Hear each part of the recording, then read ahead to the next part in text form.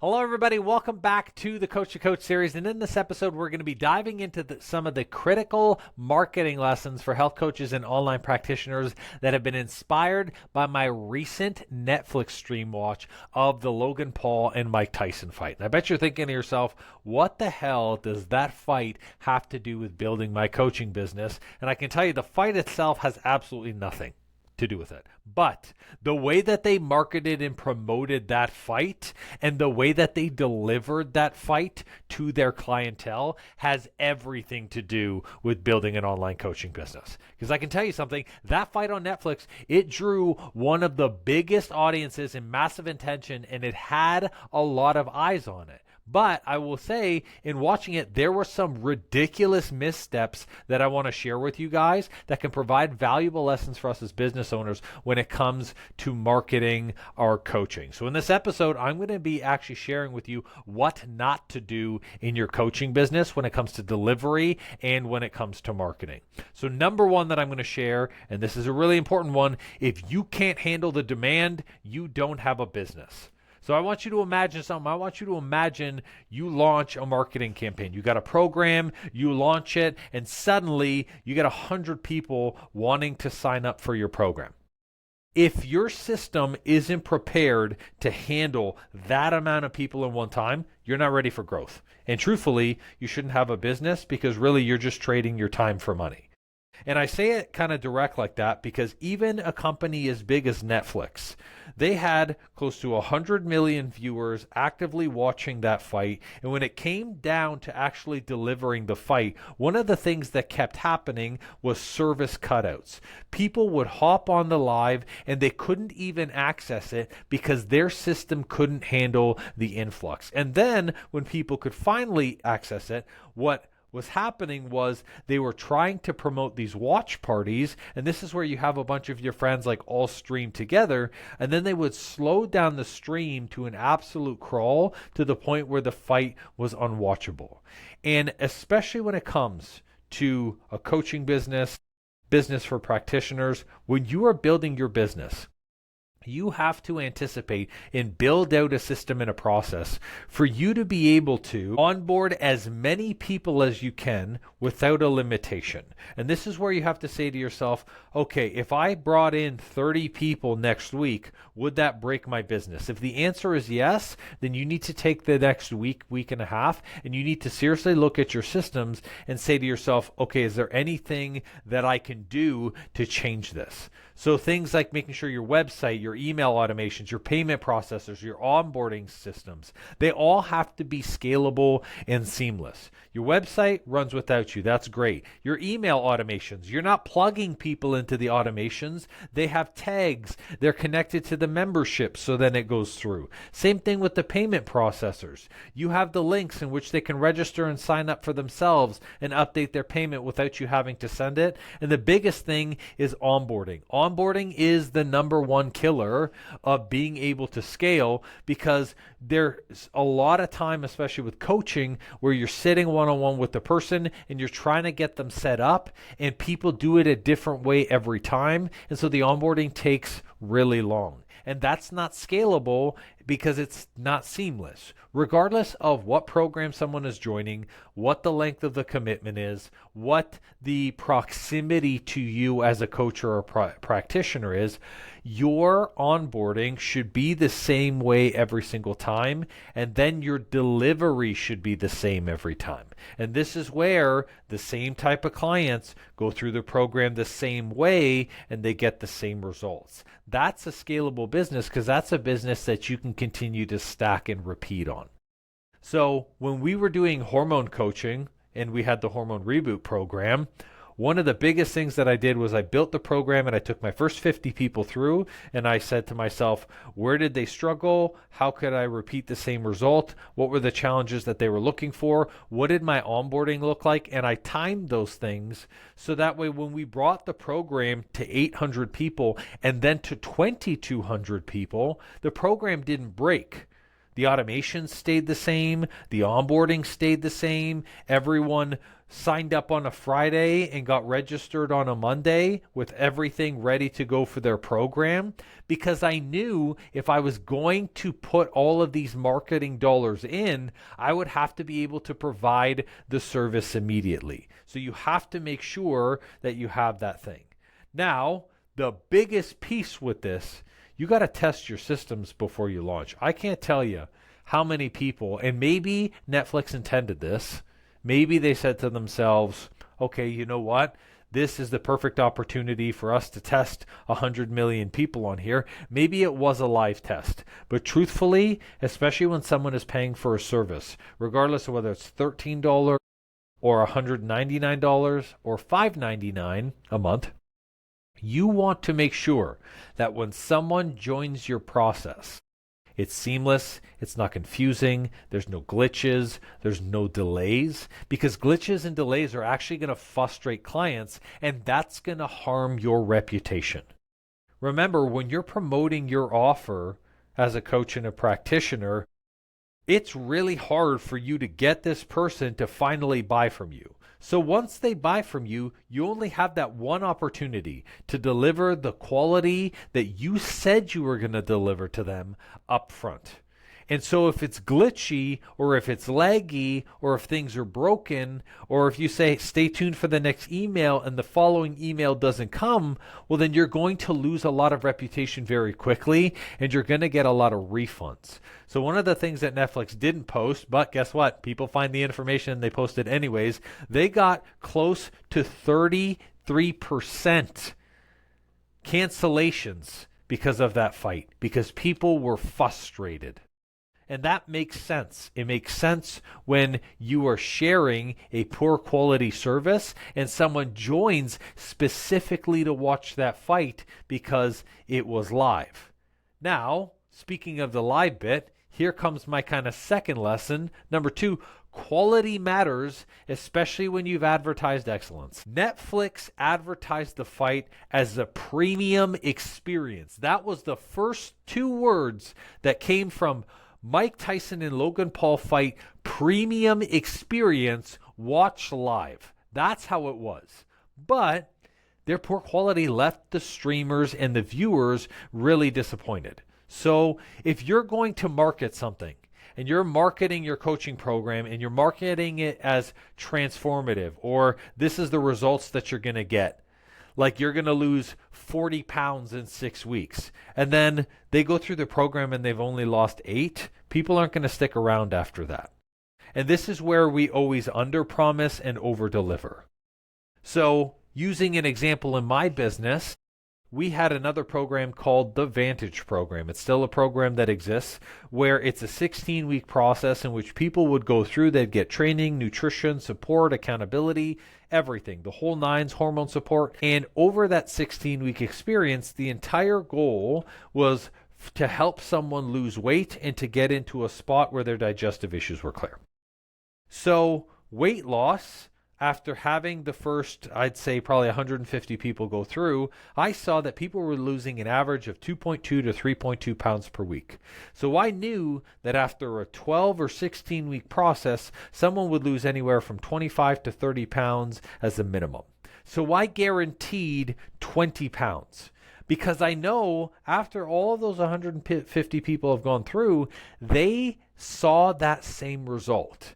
And by under-promising and say, hey, here's the guarantee, and then having someone at the end of the program go, you know what, I was really surprised. I came here expecting to lose 20, and instead I lost 35, and instead, in some cases, I lost 50 pounds. They're like, I'm excited. I want to stick with this. I want to continue the journey and the experience. And this is where the experience you deliver with your programs up front is going to affect your retention rate later on. So don't just think that you're putting someone, especially for cheaper programs too, don't just think, oh, because it's $99, like they're not really worth my time and I'm not going to deliver a good experience. You're going to lose them and they're never going to buy from you again. You have to over deliver every time, so that way at the end of their first level of their journey, they say to themselves, how can I stick around? How can I continue to show up and be there for that person so that way I can like keep being in the world, keep joining their programs, keep seeing more results.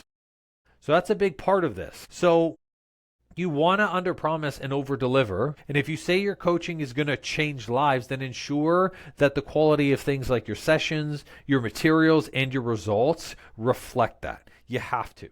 Now, if you're not sure where you stand in terms of the results and the expectations, send client reviews out. Every other month, you send a client review out and you say, hey, we're always looking to improve our program. How's your experience been so far? And be open and willing for any feedback, even if it's negative. And you know what? The best part about negative feedback and positive feedback is you get to use discernment with it. Well, the app was too complicated. The process was very clunky. I felt like I had to go to 16 different locations to get the information. Or there were never any call times available for me to hop on and get support, so I was stuck watching the replay. All of this is really, really good feedback to improve your delivery, improve your product, which is going to increase your retention. And it's also going to allow you to be able to market your program better when you know that people are getting better and better results through your process. And I mean, think about this for a second. What is easier to promote?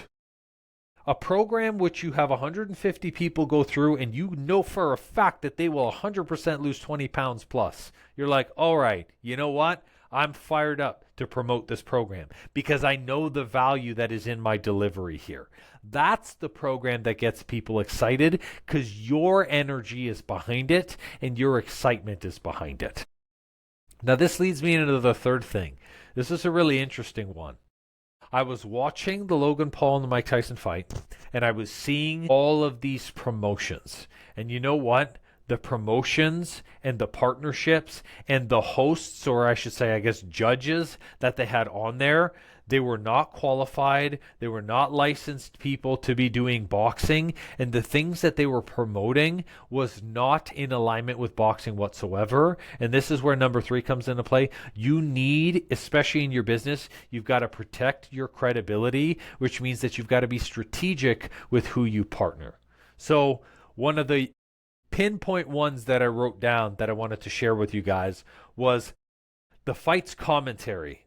Okay. People kept saying, who are these people commentating on these fights? They're not fighters. Like, they lack expertise. Why didn't they get Joe Rogan to do it? Why didn't they get a professional boxer to do it? It was like 2 superstars from Hollywood and then some random person from Netflix. And everyone kept saying, as they were listening to the feed and you were seeing some of the live comments, they were like, you need to get these people to stop talking so we can watch the fight. In your business, who you team up with is very important, because when you team up with unqualified people or you team up with people who are speaking outside of your expertise, that harms your brand. Because every time someone says something that's not in alignment with your brand, every time they promote something that doesn't align with your clientele, every time they talk about something and someone goes, ooh, that person said something BS, you're now connected, which means their BS is your BS. Their inexpertise is your inexpertise. And this is also the same with the promotions as well, too. Just because Netflix was Netflix, they were like, hey, cool, we're going to let Logan Paul drive out in a truck. He's going to promote this very, very toxic drink, which I guess if kids like it, cool. I've never drank it personally, but I was like, it's probably freaking reused motor oil. And then on top of that, the whole time in the fight, he's spraying this, I thought it was cologne or something. I thought maybe he sprays 1 or 2 things. He just kept spraying the cologne over and over again. And I guess the cologne was like a partnership ad, but it was terrible because it has nothing to do with boxing. And honestly, it just makes the quality and the lead up of the fight look really shitty. So everyone said the same thing. We don't care about the cologne in the car. Stop waiting till freaking 12:30 to get in the ring. Get your butt in the ring so we can see what we paid for, which was the fight. So when you are collaborating with individuals, when you are working to create joint seminars with people, when you're looking to put together retreats and you have multiple professionals, you need to make sure that they align with your values, that they have a high level of expertise, and you have to make sure that they're in alignment with your audience. Because if they are outside of your values, they're going to say things that make you feel uncomfortable that you're tied to. If they aren't a solidified expert in their field and they're talking and someone calls out BS, you've been automatically attached to that, and that's going to be a big thing. Is actually going to be one of those things where someone might go to your retreat or your event. They might approach you and say, hey, I loved you, but personally I would not have this person back. And that's really where like you have to take a step back and be like, holy crap. Okay. My easy way to fix this, I stay in my lane. I focus on what I know, I focus on what I do best, and I maintain trust in that area. So if I'm doing a retreat, I focus on hormones because I know them, I focus on leadership because I know them, I focus on building business because I know it, and I've built successful businesses, and I don't deviate outside of that. I don't pretend to talk about things that I've never seen or experienced because I know that I will lose credibility that way.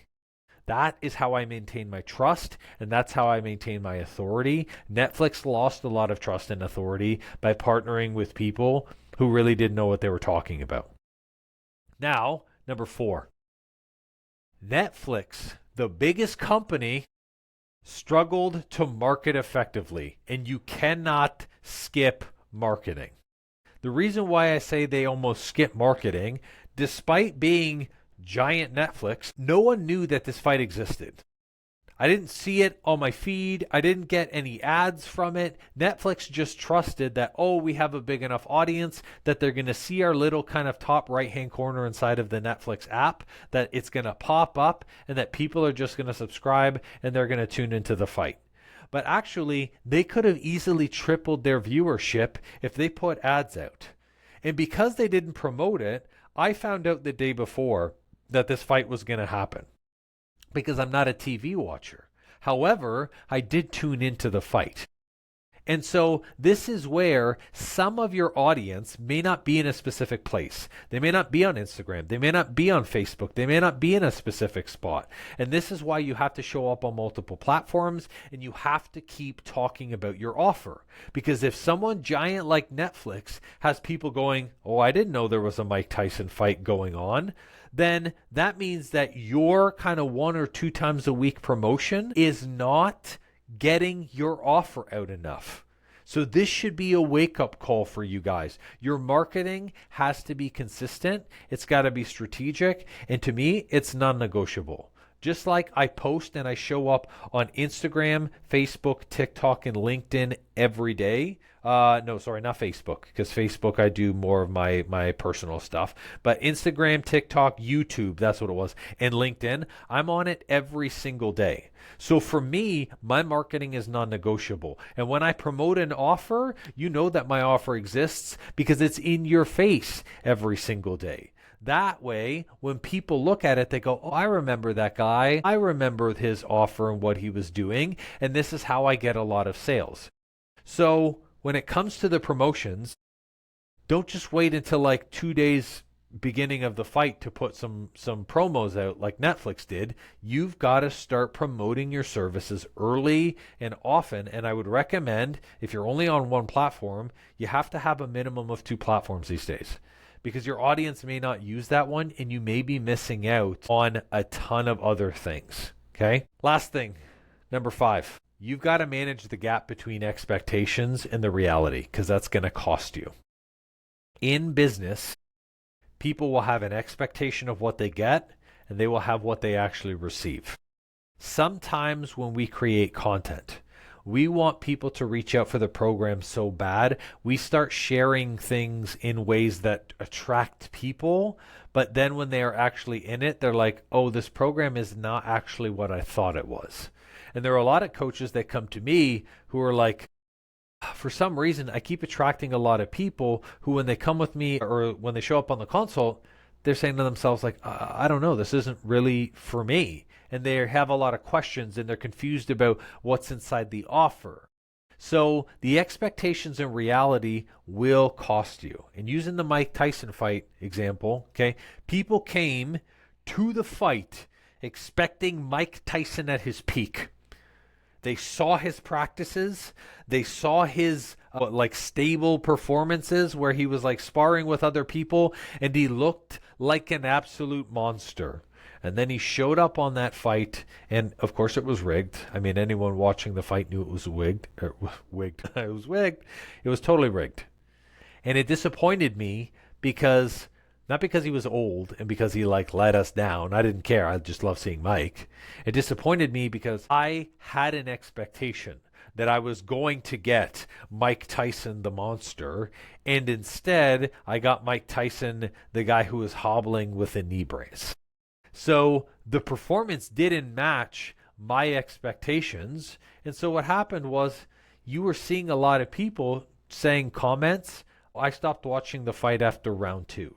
And that's not good. People saying the fights before the main fight were better. Those people went all out and those guys didn't. All of that comes down to managing expectations. So in your coaching business, you have to meet your client expectations. Otherwise, it's going to lead to client churn.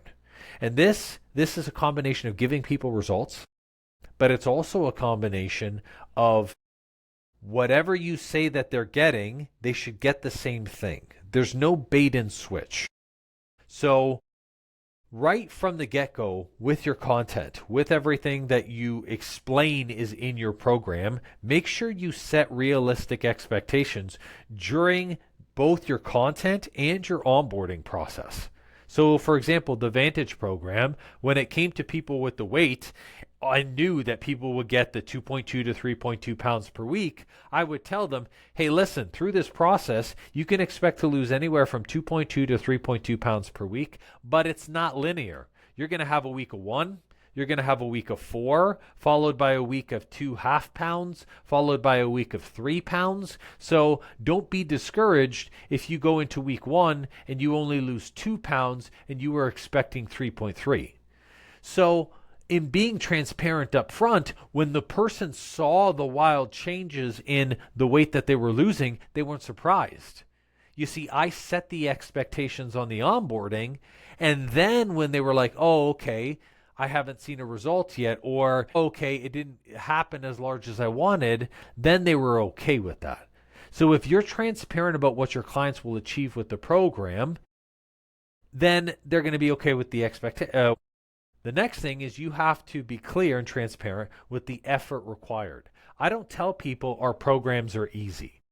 It's effortless. You don't have to do anything. You don't have to show up. It's done for you. That's not true. In the onboarding, I tell people the same things I say in the consultation.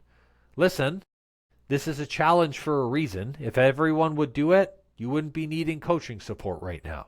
I'm going to help you and be your guide through this process. I'm going to make sure that I show you as many shortcuts as we can, and I'm going to teach you the roadmap so you can continue through this process. That being said, I cannot walk this path for you. You are going to have to take action, and there is going to be effort required. Does that make sense? And then they go, yeah, I totally understand that. So now that I've outlined both the expectations and the effort that's required on their part, they know that when they don't show up, when they miss their calls, if for some reason they don't do the work, they're not hopping on calls blaming me, or they're not hopping on calls saying, I'm not sure why I'm not seeing result. They're hopping on calls and they go, you know what? I've really been struggling to do the work, like you said, and so how can you help me do this? And this is where they're going to lean back into the coaching. So a lot of the marketing piece here really just comes down to time. Like it's time to build a good quality product. It's time to deliver a seamless service to a client. It's time that you actually have to spend marketing. And the marketing and delivery, it's not just about getting people in the door, especially with coaching as a service. It's about delivering what you promise, which means you have to set a result and put a guarantee behind it. That's how much you have to deliver. It also means protecting your credibility, which means you only work with people that you know are credible. You only put information out there that you know is going to be real and truthful for your client, and you only talk about the stuff that you know. And then you have to be prepared for growth. You always have to be improving your skills, improving your knowledge, and improving your marketing. The Netflix fight stream was, for me, it was a really big eye-opener of stuff that I would never want to happen with my business. Because in seeing all of those comments, I knew that they lost permanent viewership for some of those people. And especially if we're running coaching businesses and we're running practices, we do not want to lose the people that we have. So learn from Netflix's mistakes so that way you can build a thriving and sustainable coaching business. Now, before you go, I want to expand on the offer that I shared on the last episode, which was about the C2C program inside Coach to Coach. I've been getting a lot of questions like, what are we doing here? Are we just building systems? No, we're not just building systems. The entire purpose and goal of Coach to Coach is to build your dream business, one that fits your life, one that works with your values, and one that feels effortless because it's designed to fit in with what you're doing. I come across and know a lot of passionate coaches and practitioners. You're skilled, you're really good at delivering those life transformations for your clients, but truthfully, like most coaches that I come across also, they're stuck in a cycle. They're hustling for clients, they're stressing over growth, and they're wondering if the business is ever going to feel like freedom. And this is where you have to go from working inside your business to you have to then transition and become an actual business owner. And look, I felt the exact same way because I actually built, which is crazy when I think about this, I actually built 3 full businesses before I realized that I was doing the same thing, that I was stuck in hustle culture and that I was just struggling. I was focusing on a perfect landing page. I was focusing on it all has to be systemized. Everything has to be in a spreadsheet. And before I realized what the heck I was going on, it consumed me. And so you work from 5:30 a.m. to 11:30 at night, and you have no boundaries, and you give all of yourself away to your clients just trying to help. So it took me 3 businesses to come to the realization that success doesn't mean more. And that's the whole purpose of the Coach to Coach. It's to stop getting you from doing more. More effort with long nights, more time put into showing up to networking meetings or consults, more efforting, like I have to post 7 to 10 times a day in order for people to see my message. It doesn't involve more. What it involves is changing that consistency and that daily effort into impact and intention. So I want to share with you guys what's possible. When you join Coach to Coach, you can launch your next program, fill it before it's even complete, before you even have all the modules done, in 60 days. We have a proven track record for this, and it can be any offer that you choose to promote. Inside Coach to Coach, you're also going to learn how to attract clients who actually trust you, who value you, and can't wait to work with you without the need of convincing them. And that's by creating ascension-based content. Also, inside Coach to Coach, you're going to get to run a business where the back end works on autopilot, because we aim to establish a few systems in, because everyone does need some systems, to give back your evenings, your weekends, so that way you can have the peace of mind. I encourage every single one of you to step into the coach and the business owner that you've always known that you can be. And that one is the one where you get to serve clients every day, where you get to show up being fully aligned in your business, and you get to love your business every single day.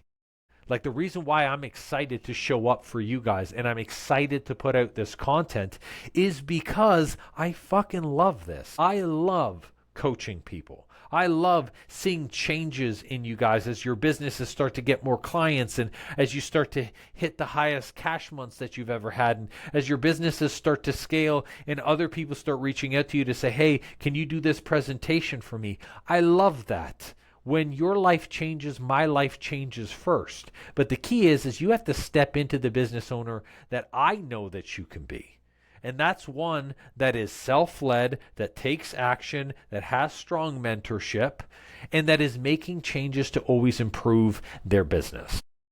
So, like I said in the last episode, this Black Friday, I am making sure that you have every tool and opportunity to make that happen. So when you join Coach to Coach, before November 30th, you get 2 bonus months of coaching to go deeper into your marketing, your content, and your systems. You also get a 2-hour deep dive session where you and I are going to focus solely on creating one single thing. Like the last deep dive I did, we built out an entire program from scratch, outline, modules, systems, emails, everything. And we put it in so that way we could create that impact for her and her business.